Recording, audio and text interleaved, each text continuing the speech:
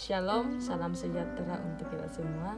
Selamat bertemu di channel YouTube saya. Perkenalkan, saya Yudin Sesalo Pengdatu dengan NIM 22013901. Di sini saya akan menjelaskan tentang dimensi pertama dalam administrasi gereja baru, yaitu dimensi Alkitab, doktrin dan teologi. Selamat menyaksikan. Dimensi pertama, Alkitab, doktrin, dan teologi. Para teolog mempunyai pandangan yang berbeda mengenai Alkitab. Pandangan ini berpegang pada konsep bahwa untuk mengerti secara tepat apa kebenaran Alkitab. Doktrin adalah suatu ajaran yang didasarkan pada suatu agama tertentu dengan nilai dan norma yang ada di dalam agama tersebut. Ajaran agama memiliki kemampuan dalam mempengaruhi kehidupan sehari-hari dan perilaku kita dari individu satu ke kelompok-kelompok lain. Alkitab merupakan salah satu buku yang paling misterius, yang sangat sering disalahpahami dan yang paling banyak mengalami salah kutip sepanjang zaman. Banyak orang yang menganggap Alkitab sebagai firman Allah yang diwahyukan. Sempurna, tidak mungkin keliru, tetapi juga banyak di antaranya yang dikutip secara tidak akurat, dipakai sebagai rujukan secara tidak tepat untuk menyampaikan pesan-pesan tertentu.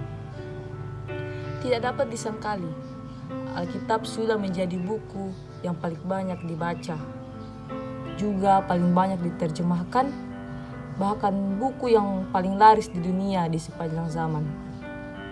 Dan juga Alkitab bagi miliaran manusia pada zaman ini sudah menjadi sumber iman, kebenaran, dan bimbingan.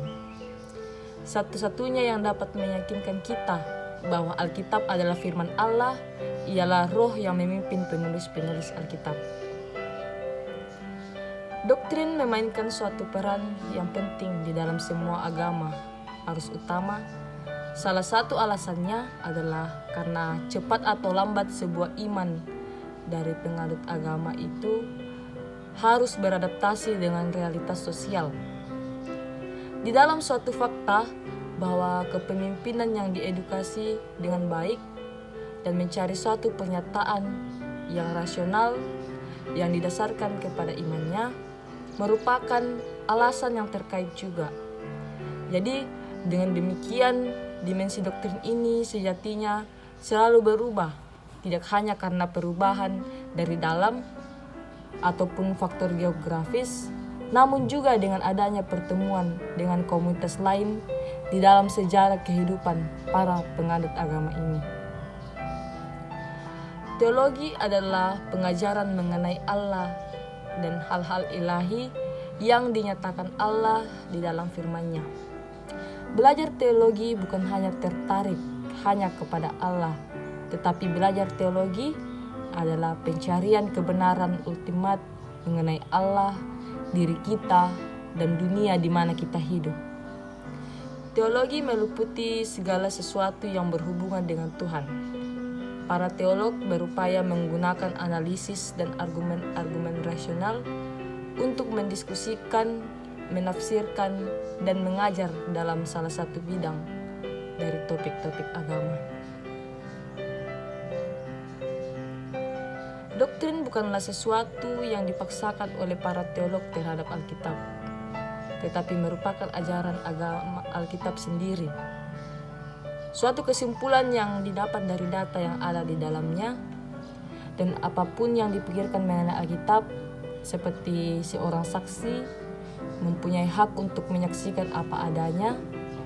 Sesungguhnya sikap dan keyakinan terhadap Alkitab tersebut sangat penting, karena hal itu akan mempengaruhi sikap selanjutnya terhadap Alkitab tersebut.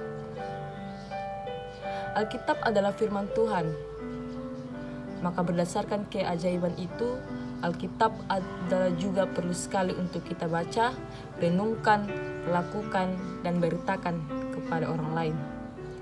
Kita tidak dapat lepas dari Alkitab. Hanya Alkitablah sumber pernyataan khusus Allah, suatu sumber yang cukup, yang mempunyai kekuasaan dan berkewibawaan, serta yang sungguh perlu sekali bagi kita.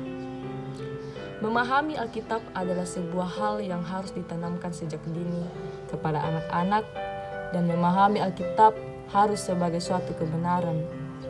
Alkitab adalah firman Allah.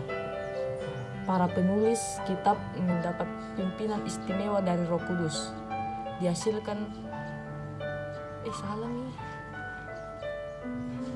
Para penulis kitab mendapat pimpinan istimewa dari Roh Kudus, dihasilkan oleh kehendak manusia, tetapi oleh dorongan Roh Kudus, orang berbicara atas nama Allah. Penulis-penulis Alkitab hidup pada zaman mereka masing-masing. Mereka hidup dalam alam pikiran dan angan-angan dari zaman mereka masing-masing. Masing-masing mempunyai gaya bahasa, tabiat, dan pikiran-pikiran sendiri. Akan tetapi, Roh Kudus mendorong mereka berkata-kata dan menulis. Kadang-kadang, hal ini mereka jalankan tanpa menyadarinya atau menyadari juga dengan terang, dan berkatalah mereka bahwa mereka dikuasai dan didorong oleh Allah. Oleh karena Alkitab mempunyai kekuasaan dan kewibawaan ilahi, di sini Allah sendirilah yang berfirman kepada kita, dan kesaksian Tuhan itu adalah nyata dan dapat dipercaya. Hidup kita alaskan kepadanya sebagai batu alas yang tidak akan goyah. Segala pengetahuan di dunia ini bermula dari doktrin. Bahasa adalah doktrin. Semua kata-kata yang kita gunakan dalam berkomunikasi adalah doktrin yang kita terima dari orang tua dan lingkungan kita. Doktrin adalah sebuah ajaran yang diberikan oleh seseorang atau sekelompok orang kepada seseorang atau sekelompok orang lainnya dengan tujuan tertentu. Doktrin biasa diberikan untuk memberikan karakter khusus dan khas kepada seseorang atau suatu golongan tertentu. Pada umumnya, doktrin identik dengan sebuah asas yang berlandaskan agama, politik, ataupun ilmu pengetahuan lainnya yang tidak dapat disebarluaskan secara umum di dalam masyarakat. Dengan kata lain, doktrin biasanya disampaikan dengan teknik pengajaran dengan pendekatan khusus terhadap orang-orang tertentu saja. Doktrin agama adalah suatu ajaran yang didasarkan pada suatu agama tertentu dengan nilai dan norma yang ada di dalam agama tersebut. Ketika suatu doktrin agama telah melekat dalam diri individu atau kelompok, maka doktrin tersebut akan mempengaruhi kehidupan sehari-hari dan juga mempengaruhi perilaku dan individu atau kelompok itu sendiri. Allah menciptakan alam semesta, lalu Allah menciptakan manusia dalam hari terakhir penciptaannya. Makna penting dari penciptaan ini ialah bahwa alam semesta ini diciptakan untuk manusia. Manusia sebagai wakil Allah di bumi yang bertugas untuk menjaga dan memelihara alam semesta yang telah diciptakan oleh Allah. Yesus sendiri memperlihatkan hubungan manusia dengan alam yang sangat dekat dan saling terikat. Yesus juga mengajarkan agar manusia selalu bersikap baik terhadap semua ciptaan Allah. Hal itu menunjukkan bahwa Yesus mengasihi serta memiliki cinta kasih terhadap semua ciptaan Allah, termasuk alam semesta dan semua yang terdapat di dalamnya. Baik saudara-saudara, itulah penjelasan saya mengenai dimensi 1, yaitu Alkitab, doktrin dan teologi. Sampai bertemu di dimensi yang kedua dan dimensi selanjutnya.